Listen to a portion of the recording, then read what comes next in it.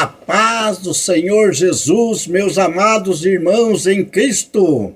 Eu sou o professor Paulo Kisse e neste vídeo nós vamos estar falando sobre o que é santificação e vamos tomar como base para nossa reflexão Salmo 1, versículos 1 a 3. E também Hebreus capítulo 12, versículo 14.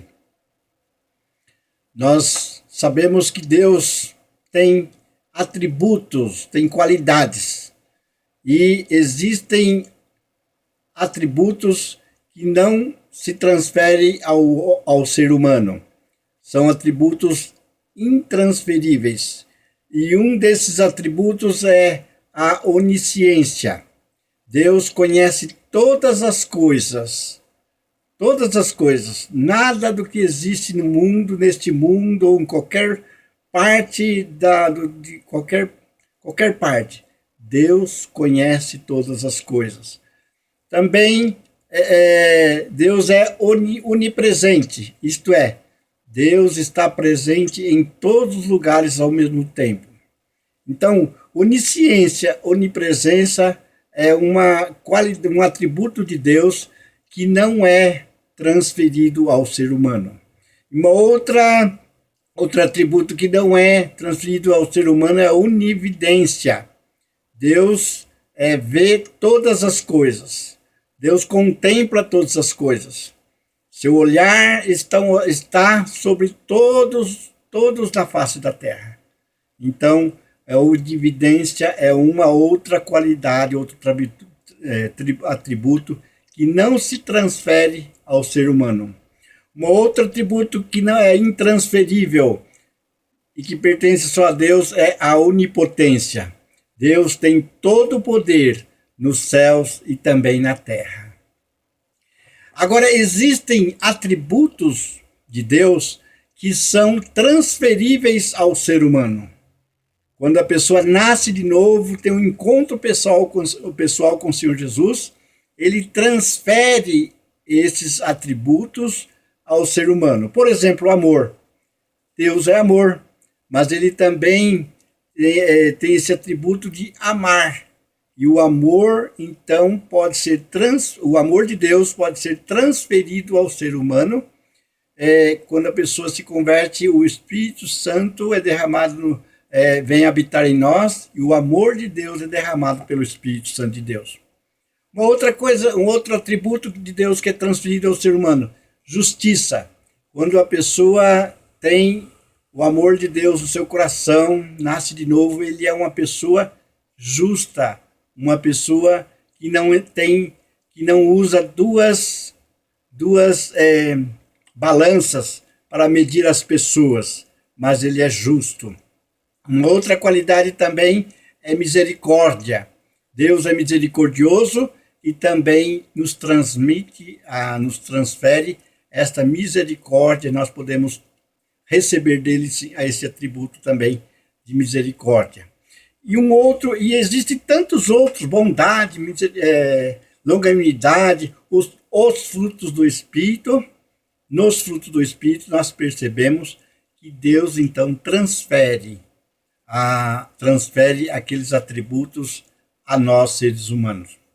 Agora, existe um também que nós podemos o que nós vamos estar refletindo, é a santidade. Então, ser santo, Deus é santo, e ele então transfere a nós, nos santifica com seu sangue, coloca em nós o seu Espírito Santo, nos santifica através da oração e da palavra. Então, Deus é santo, e então ele transfere esse caráter dele, esse atributo dele de ser santo a nós, que somos seres humanos. Então, não somente transmite, mas se torna um mandamento ser santo. Em 1 Pedro diz assim, sede santo, Deus, o Senhor dizendo, porque eu sou santo. Sede santo em toda a vossa maneira de viver. Em Levítico também usa também esse mesmo versículo. Então, santificação santificação é um atributo de Deus. E sem santificação ninguém verá o Senhor. O que é santificação? Santificação é separação do pecado e dedicação a Deus. No Salmo 1, do versículo 1 ao 3, nós vamos ver o que o salmista, ele expõe o seu salmo, inspirado pelo Espírito Santo, de uma forma prática.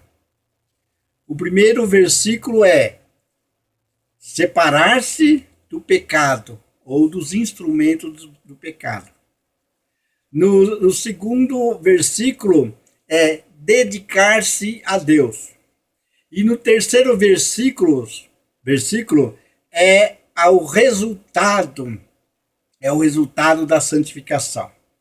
Então, no primeiro versículo, ele começa assim: bem-aventurado o homem que não anda segundo o conselho dos ímpios. Então, bem-aventurado é uma alegria constante, uma alegria permanente, uma alegria incomparável à alegria deste mundo, uma alegria celestial.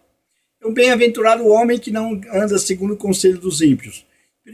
Primeira coisa que nós não devemos fazer, aquilo que nós devemos deixar de fazer, fugir do pecado, é não andar no conselho dos ímpios. O que é um ímpio? O ímpio é uma pessoa irreverente, uma pessoa má, uma pessoa que não tem os princípios celestes. E nós devemos deixar de andar no conselho dos ímpios. A segunda coisa que nós devemos fazer é não se deter no caminho dos pecadores. Quem são os pecadores? Pecadores aqui significa aqueles que amam o pecado, são escravos do pecado, que são escravos do pecado. Nós pecamos? Sim, nós pecamos. Mas só que nós pecamos, mas nós não somos escravos do pecado, nós não amamos o pecado. Nós pecamos por acidente. Quando você sofre um acidente, você não programou. E esse acidente, quebrar um braço, quebrar uma perna, dói muito. Assim também o pecado em nós, quando nós cometemos, dói muito na nossa alma. E a outra coisa é o seguinte: nós não devemos assentar na roda dos escarnecedores. Quem são os escarnecedores?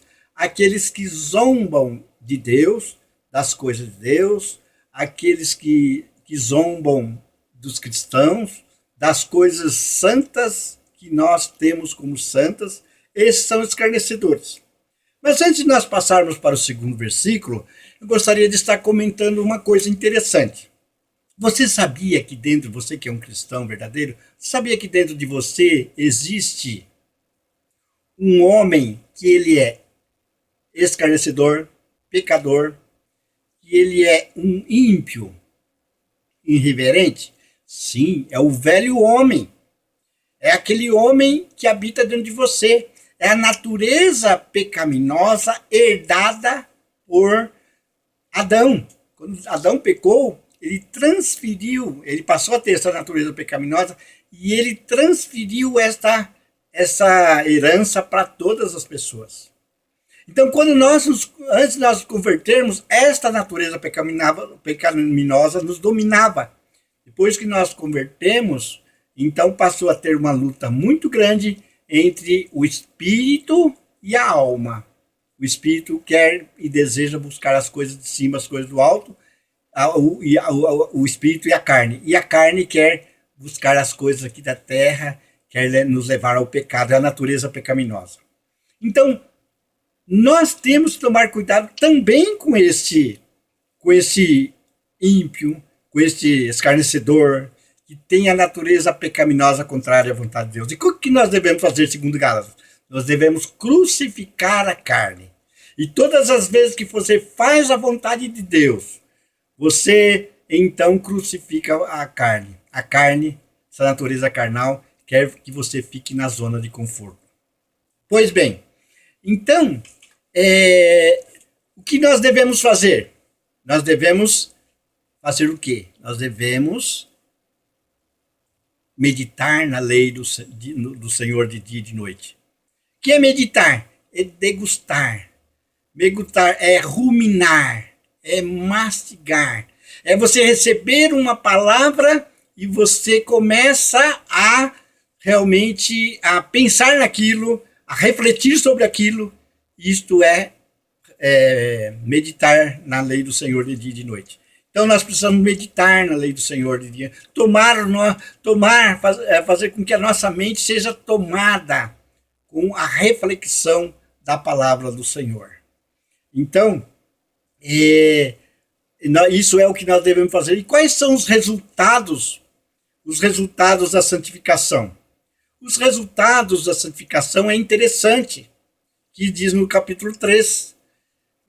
Então, aquele que santifica é como um homem, é como uma árvore plantada junto a ribeiros de água, que dá o seu fruto no tempo certo, e tudo quanto fizer prosperará.